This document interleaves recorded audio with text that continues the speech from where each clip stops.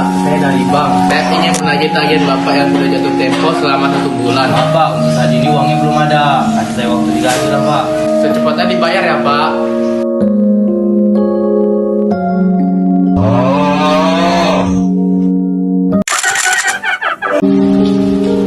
Ngapain? Lagi pengajuan pinjol. Udah diawasi sama OJK belum? Apa itu OJK? Apa itu OJK? Menurut Undang-Undang Nomor 21 Tahun 2011, OJK adalah lembaga yang independen dan bebas dari campur tangan pihak lain yang mempunyai fungsi pengaturan, pengawasan, pemeriksaan, dan penyidikan.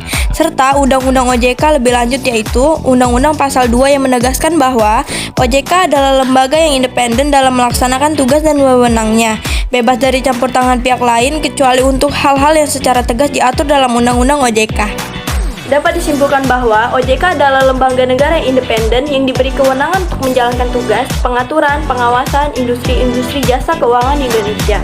Lembaga keuangan yang diatur dan diawasinya adalah perbankan, pasar modal dan industri jasa keuangan non-bank atau IKNB yang terdiri atas asuransi, dana pensiun, dan lembaga pembiayaan. Tujuan terbentuknya OJK. Yang pertama, kegiatan sektor jasa keuangan terselenggara secara teratur, adil, transparan, dan akuntabel.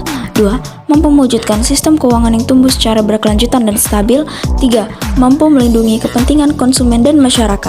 Khusus terkait dengan pengawasan bank, tugas OJK meliputi 4 hal sebagai berikut yaitu: yang pertama, pengaturan dan pengawasan mengenai kelembagaan bank; yang kedua, pengaturan dan pengawasan mengenai kesehatan bank; yang ketiga, pengaturan dan pengawasan mengenai kehati-hatian bank; dan keempat, pemeriksaan bank. Tugas OJK sebagai pengaturan industri jasa keuangan: yang pertama, menetapkan peraturan pelaksanaan Undang-Undang Nomor 21 Tahun 2011 tentang OJK. 2. Menetapkan peraturan perundang-undangan di sektor jasa keuangan. 3. Menetapkan peraturan dan keputusan OJK. 4. Menetapkan peraturan mengenai pengawasan di sektor jasa keuangan. 5. Menetapkan kebijakan mengenai pelaksanaan tugas OJK, adapun khusus terkait dengan tugas pengawasan industri jasa keuangan OJK. Wewenang OJK sebagai pengawasan industri jasa keuangan. Yang pertama, menetapkan kebijakan operasional pengawasan terhadap kegiatan jasa keuangan. Yang kedua, mengawasi pelaksanaan tugas pengawasan yang dilaksanakan oleh kepala eksklusif. Yang ketiga, melakukan pengawasan, pemeriksaan, penyelidikan, serta perlindungan konsumen dan tindakan lain terhadap lembaga jasa keuangan, pelaku dan atau penunjang kegiatan jasa keuangan sebagaimana dimaksudkan dalam peraturan perundang-undangan di sektor jasa keuangan. Yang keempat, menetapkan sanksi administratif terhadap pihak yang melakukan pelanggaran terhadap peraturan perundang-undangan di sektor jasa keuangan. Wewenang OJK. A.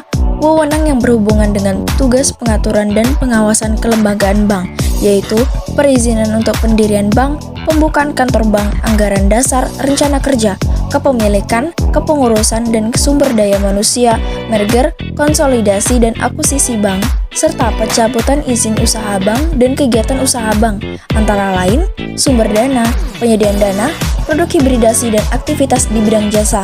B. Wewenang yang berhubungan dengan tugas pengaturan dan pengawasan mengenai kesehatan bank, yaitu likuiditas, rentabilitas, solvabilitas, kualitas aset, rasio kecukupan modal minimum, batas maksimum pemberian kredit, rasio pinjaman terhadap simpanan dan pencadangan bank, laporan bank yang terkait dengan kesehatan dan kinerja bank, sistem informasi debitur, pengujian kredit, dan standar akuntansi.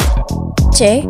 Wewenang yang berhubungan dengan pengaturan dan pengawasan aspek kehati-hatian bank, yaitu manajemen resiko, tata kelola bank, prinsip mengenal nasabah dan anti pencucian uang, pencegahan pembiayaan terorisme dan kejahatan perbankan. D. Wewenang yang berhubungan dengan melakukan pemeriksaan bank.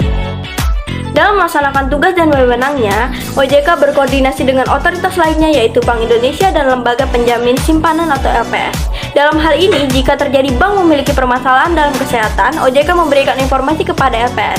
LPS juga dapat melakukan pemeriksaan terhadap bank terkait dengan fungsi, tugas, wewenangnya melalui koordinasi dengan OJK. Demikian pula apabila bank memiliki kesulitan likuiditas atau kegiatan bank memburuk, OJK menginformasikan bank tersebut ke Bank Indonesia agar melakukan langkah-langkah yang dibutuhkan sesuai dengan kewenangannya.